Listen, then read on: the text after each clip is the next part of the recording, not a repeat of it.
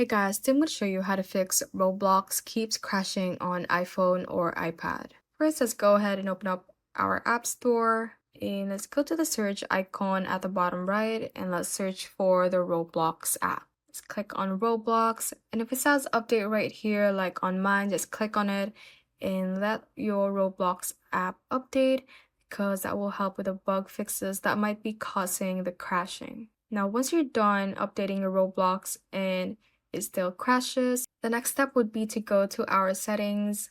Let's go to general and go to iPhone storage. Once you scroll down, you should be able to see a list of your apps. Let's find Roblox from here and tap on Roblox. From here, let's click on offload app and offload app once again. This will help in clearing the cache within a Roblox, and once it has been offloaded, just click on reinstall app again and it will bring back the app, and that might help solve your problem. If that did not do the trick, let's go back to our main settings page. Let's go to general, scroll down and tap on background app refresh. At the top, you can click on this one and make sure that you have selected Wi-Fi and cellular data.